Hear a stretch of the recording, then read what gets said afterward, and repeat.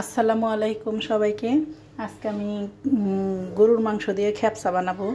সৌদিয়ানরা আরবিরা দুবাইতে যে আরবিরা আছে ওনারা বানায় সেই খ্যাপসা।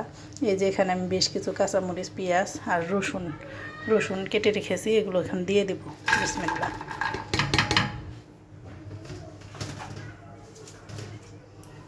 তেজপাতা,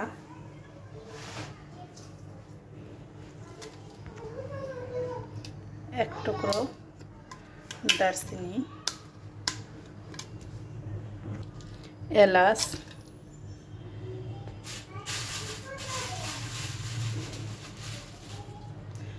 আদা রসুন বাটা, লবণ,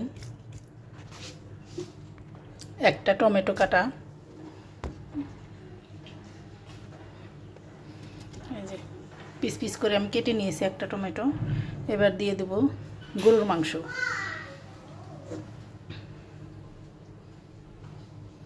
এই যে কেটে একবারে ধুয়ে পরিষ্কার করে রেখেছি গরুর মাংস। এই খ্যাপসাটা বানাতে চর্বিওয়ালা মাংস লাগে। এই যে আমি বেশ কিছু চর্বিও রেখেছি। এই যে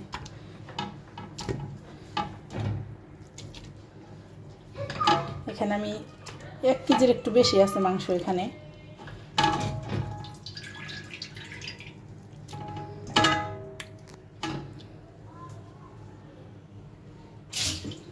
দিয়ে দেব সাদা তেল,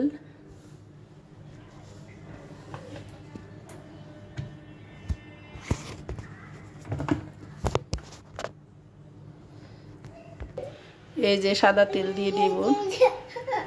ওরা এখানে বেশি মশলা ইউজ করে না, কিন্তু ওরা মশলা ইউজ না করে খেতে পারে, কিন্তু আমরা তো বাঙালি, আমরা খেতে পারি না। ওরা শুধু মাংস, ওই টমেটো এগুলো দিয়েই মানে সেদ্ধ করে খ্যাপসাটা। এই যে আমি ধনিয়া গুঁড়া দিয়ে দিলাম।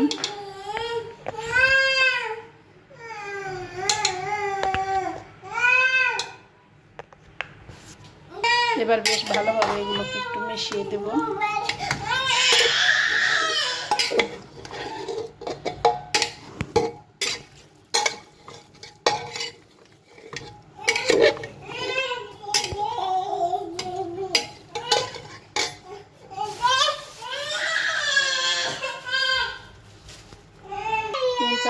লং দিয়ে দিলাম। এই যে আমি এখানে এবার বেশ কিছু গরম পানি দিয়ে দেব মাংসটা সিদ্ধ করার জন্য। আমি চালটা দিয়ে আবার পরে পানি দেব। এবার মাংসটা সিদ্ধ করার জন্য একটু গরম পানি দিয়ে দিলাম।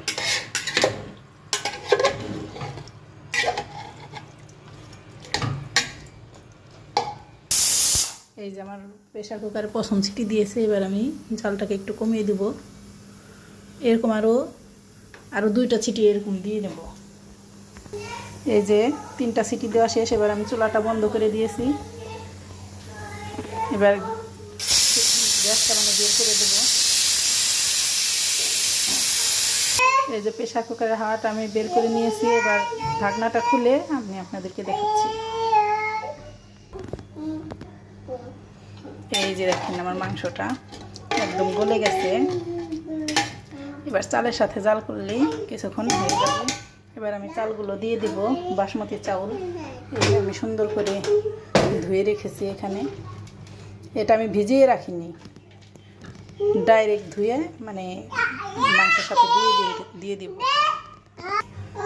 এই যে চালগুলো দিয়ে দেবো। বিসমিল্লাহ।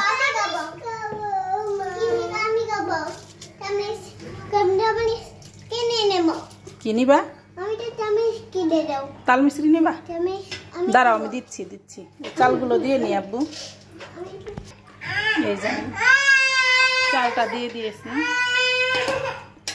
চালের মধ্যে, মাংসের মধ্যে বেশ পানি আছে। এই পানিতে আমার হয়ে যাবে।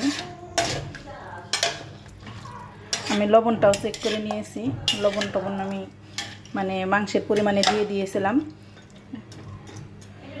হয়ে গেছে, লবণটা চেক করে নিয়েছি। লবণ আমার পারফেক্ট ঠিক আছে।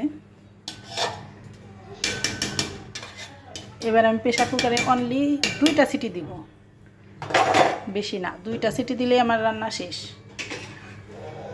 এই যে চাল দিয়ে আমি একবারে প্রেসার কুকারে ঢাকনা লাগিয়ে দিয়েছি। এই যে জালটা একদম হাই ফিটে রেখেছি।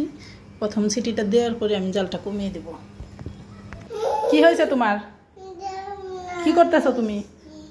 তোমাকে না মিস্ত্রি দিলাম, কি করছো? ওই যে তুমি ফেলে দিলা কেন? ওই যে ফেলে দিলা কেন? এটা এই যে গেঞ্জি টেঞ্জি এখান দিয়ে রাখছো, এগুলো কি দুষ্টামি কেন? ধরো, নাও নাও, রাগ করে না রাইসা, আপুকে দিয়ে দাও।